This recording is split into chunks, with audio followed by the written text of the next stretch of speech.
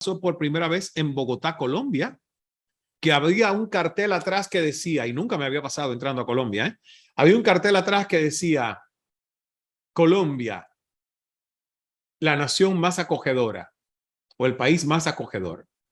Y el tipo me mira y me dice, ¿y usted a qué viene a Colombia? Y yo lo miré y le dije, es el país más acogedor del mundo, ¿verdad? Dice el letrero que está allí. ¿A qué se supone que vengamos los turistas? El hombre se quedó pálido. Pálido. Carisma, simpatía. Este es el primero de los principios de la persuasión. Por eso les digo a las personas, oye, si tú quieres influir en otros, cúrate de esa amargura, cúrate de ese estreñimiento, cúrate de esa constipación porque no puedes. Yo les digo algo, Fidel Castro, yo lo conocí en persona. Y todo el que conoció a Fidel Castro en persona tiene una opinión de que Fidel Castro era una persona simpática. Hugo Chávez, he tenido personas que han estado, que estuvieron al lado de Hugo Chávez y dicen, el tipo era encantador. Cuando tú ves mucha gente que ha llegado incluso a posiciones incluso dictatoriales, eso no los hace huérfanos de simpatía, porque por algo se han ganado, aunque sea equivocadamente, la simpatía y la confianza de millones de personas. Yolanda Cejas es un ejemplo de lo que yo les estoy diciendo con esto de los multiniveles. Yolanda Cejas es del nivel más alto de Herbalife en Bolivia. Una de las líderes, pero tú quisieras ver la simpatía con la que Yolanda lleva todos sus productos y su sello de Herbalife a todos los eventos que ella viene de Cala Enterprises. Y de todos los eventos que ella viene, ella saca nueva red de clientes. Pero además lo hace de una manera muy orgánica, conversacional, simpática. Y la gente, ella es la mejor exponente del producto porque tiene un cuerpazo a sus, no me acuerdo cuántos años ya me dijo que tiene, 70, me dijo que ya cumplió 70. Entonces, ella tiene éxito.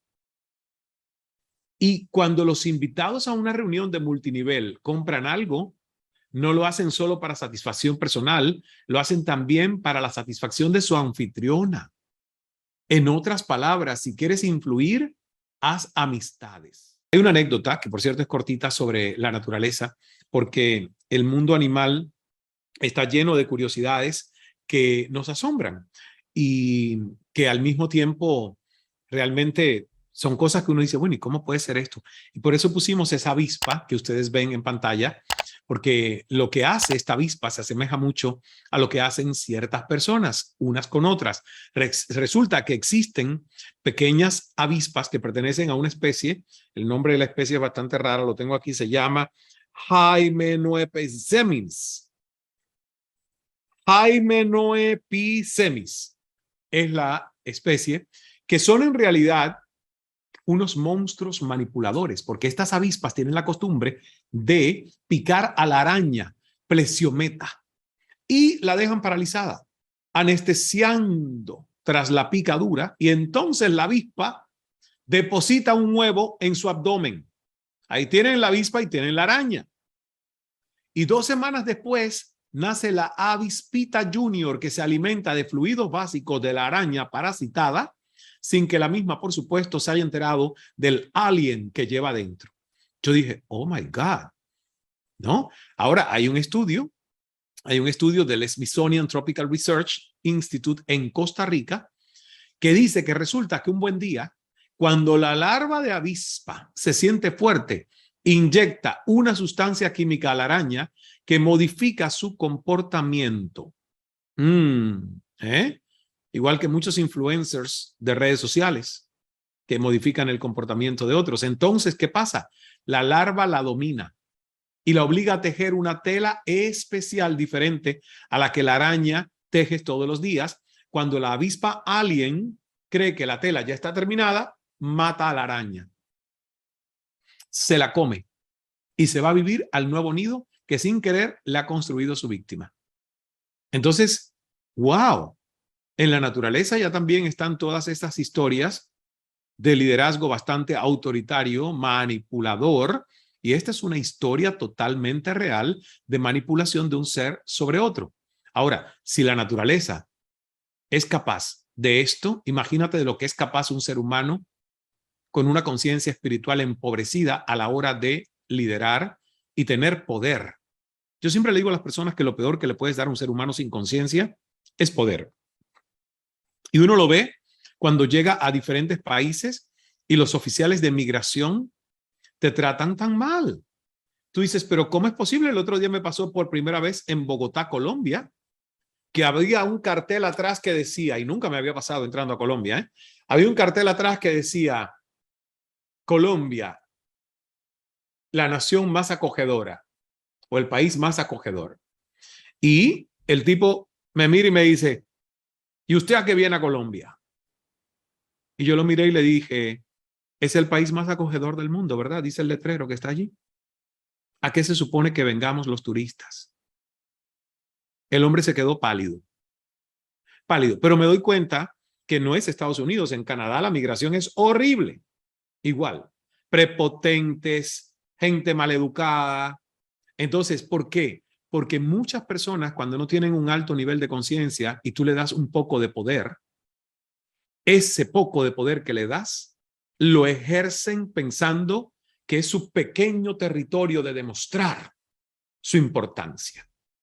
Y ese es el peligro de no formar a la gente en conciencia.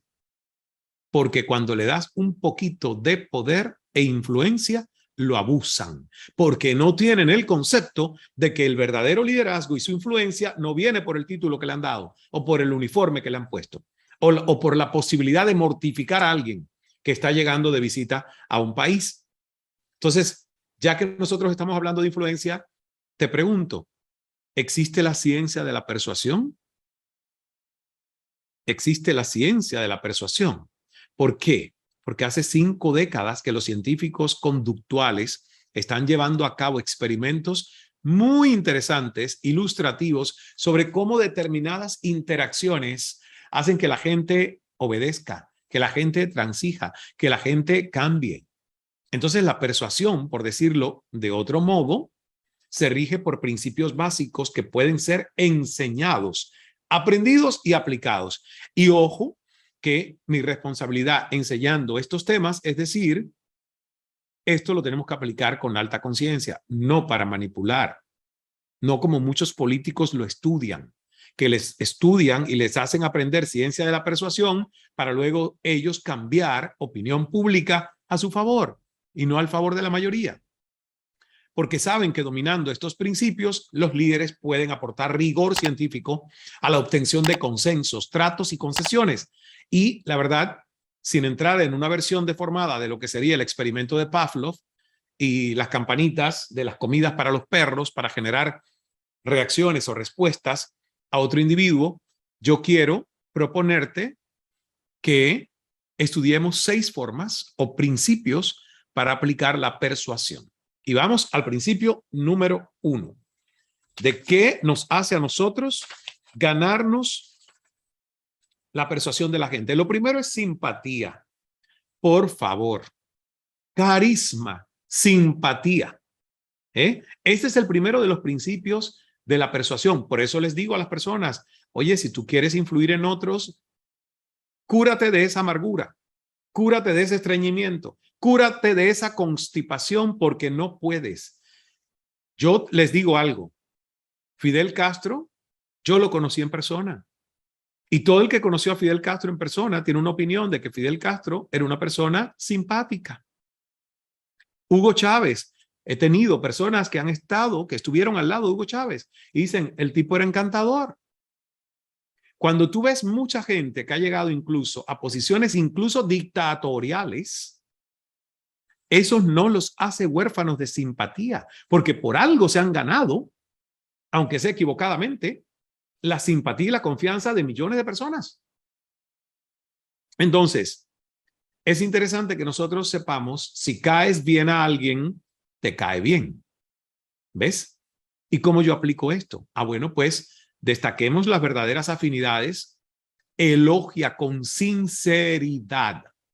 Yo siempre le digo a las personas, si tú te entrenas a dar un elogio sincero, siempre vas a encontrar algo interesante y positivo que decirle a otro ser humano, que no lo tienes que inventar, porque yo odio la hipocresía. De hecho, no creo que pudiera haber sido diplomático, y mira que la diplomacia me encanta. Salva guerras. Sin embargo, hay que a veces lidiar con un nivel de hipocresía en la diplomacia que yo no sé si estaría cómodo haciéndolo. Pero sí sé que puedo y me he entrenado para encontrar belleza en cualquier lugar y encontrar algo positivo en todos los seres humanos. Entonces, un elogio sincero crea empatía y simpatía. Y fíjense que las reuniones de un multinivel de venta directa, ¿verdad? Que es un fenómeno en el mundo de las ventas, ilustran con mucha claridad cómo funciona este principio. La persona que preside el núcleo del multinivel, que casi siempre en algunos casos es de sexo femenino, fíjense que muchos multiniveles siempre tienen a mujeres a cargo de sus ventas. Esa persona invita amigos, invita vecinos, invita a parientes a su casa. Y el afecto de los invitados hacia esa anfitriona es lo que les predispone a comprar. Una dinámica que en la década de los 90 se vio muy confirmada porque se hizo un estudio sobre decisiones de compras en reuniones de demostración. Y los autores de este estudio, que lo publicaron en la revista Journal of Consumer Research, ellos observaron que el afecto de los invitados hacia la anfitriona pesaba, ¿ustedes cuánto creen? El doble. Pesaba el doble en sus decisiones de compra que el de la opinión que ellos tenían sobre los productos adquiridos. Entonces, por eso es que es importante simpatía, porque la gente compra por emoción, por simpatía. Y yo les digo algo, nosotros tenemos aquí todavía en nuestra tribu, acaba de ir a Vietnam, a Yolanda Cejas. Yolanda Cejas es un ejemplo de lo que yo les estoy diciendo con esto de los multiniveles. Yolanda Cejas es del nivel más alto de Herbalife en Bolivia, una de las líderes, pero tú quisieras ver la simpatía con la que Yolanda lleva todos sus productos y su sello de Herbalife a todos los eventos que ella viene de Cal Enterprises. Y de todos los eventos que ella viene, ella saca nueva red de clientes. Pero además lo hace de una manera muy orgánica, conversacional, simpática. Y la gente, ella es la mejor exponente del producto porque tiene un cuerpazo a sus, no me acuerdo cuántos años ya me dijo que tiene, 70, me dijo que ya cumplió 70. Entonces, ella tiene éxito. Y cuando los invitados a una reunión de multinivel compran algo, no lo hacen solo para satisfacción personal, lo hacen también para la satisfacción de su anfitriona. En otras palabras, si quieres influir, haz amistades. Haz amistades. Hoy yo le decía a Mirna, que acaba de llegar de Toronto y que tiene pocas conexiones en Miami, va a dirigir el proyecto del Cala Center. Yo le decía a todo el que venga al centro, te voy a presentar. Porque Mirna es una persona que tiene las características de hacer amistades muy fácilmente. Yo lo vi desde 1998, que era yo su mesero y le serví en un restaurante y nos convertimos en amigos. Entonces, y recuerden la anécdota que creo que conté en algún momento, que yo le dije, algún día trabajaré para usted, Mirna, y ella me dijo, no, estás loco, algún día yo trabajaré para ti, eso seguro va a ocurrir. Y miren ustedes, ese día llegó. Y Mirna es una persona que siempre hace amistades fáciles. Entonces, ¿por qué hablo de todo esto? Porque muchas veces uno no se da cuenta de lo importante que es cultivar carisma. El carisma no es algo que cae del cielo. El carisma es algo que uno estudia, aprende, emula de una manera sincera, orgánica, enfocándote en que todo ser humano tiene algo que tú puedes celebrar y elogiar. Y hay estudios controlados donde se han identificado dos factores que incrementan de manera fiable el agrado personal. Uno es la afinidad y el otro, ya lo dije, el elogio. La afinidad acerca literalmente a las personas. Tú tienes que encontrar algo que a esa otra persona le gusta y que a ti te gusta. Yo hacía eso con todos mis entrevistados en CNN. Yo me buscaba en internet y buscaba hobbies, cosas que le gustan a Carolina Herrera, cosas que le gustan a fulano de tal, cosas. ¿Y por qué? Porque cuando yo entraba en los 2 minutos antes de ir al aire, yo le decía, al igual que a usted, a mí me encanta hacer barquitos de papel. Me parece maravilloso. Y la persona ya sentía que había una afinidad. Se rompía la intimidación de me voy a sentir con alguien aquí intimidado que me va a hacer preguntas. Entonces, esto que yo les estoy contando fue mi clave de éxito de en casi 6 años hacer el programa que se creó como fenómeno media en todo el continente, porque yo ponía en práctica esto de crear rapport a través de la simpatía. Hay otro experimento que a mí me gustaría compartirles y tiene que ver con esto, y fue descrito en un artículo que se escribió en 1968, yo no había nacido todavía, en la revista Journal of Personality. Y es un estudio donde los participantes que habían averiguado que compartían convicciones políticas y valores sociales se aproximaban más físicamente. Entonces, en otro artículo, en otra revista científica, hay un investigador que usó datos demográficos de archivos de compañías de seguros para demostrar que los posibles clientes estaban más dispuestos a contratar una póliza con un agente cercano a ellos en edad, religión, política o incluso hábitos. Y es verdad, porque cuando yo busco a alguien que me va a ofrecer servicios, yo digo, a ver, tengo estas tres opciones. No, pero aquel yo creo que me queda más cercano en edad, en cómo piensa, en no sé qué. Esto es afinidad y este tipo de afinidades pueden ser de utilidad para los líderes establecer vínculos con colaboradores recién contratados, con el director de otro departamento, incluso con un nuevo jefe.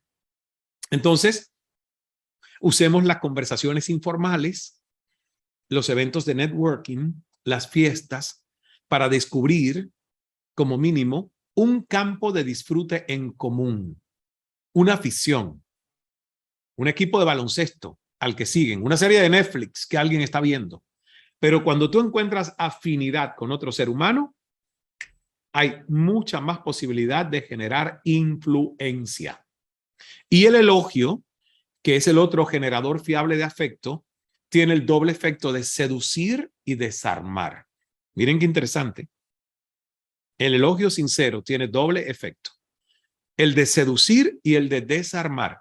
Y a veces ni siquiera hace falta que sea merecido. Pero lo que no quiere decir es que no es honesto. Pero puedes hacerlo. Aunque tú creas que la persona no lo merece, lo haces. Y todo esto está comprobado con investigaciones científicas, ¿eh? De hecho, hay un grupo de investigadores de la Universidad de Carolina del Norte que constataron que quien halaga, pero fíjense esto, aun si fuesen falsos los halagos, es tenido en la mayor estima por los halagados. ¿Por qué ustedes creen que los políticos mienten tanto? ¿Por qué ustedes creen que los políticos jalan las orejas y le lamen las orejas a la gente? ¿Por qué? Porque cuando se les entrena, ellos saben esta información.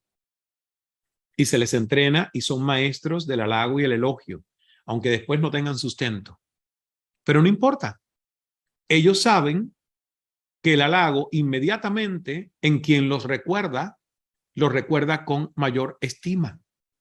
Entonces, comentarios positivos de las características personales, de la actitud o el rendimiento de alguien despierta por norma simpatía en ese alguien hacia quien los formula, además de predisponerlo a cumplir los deseos de la otra persona.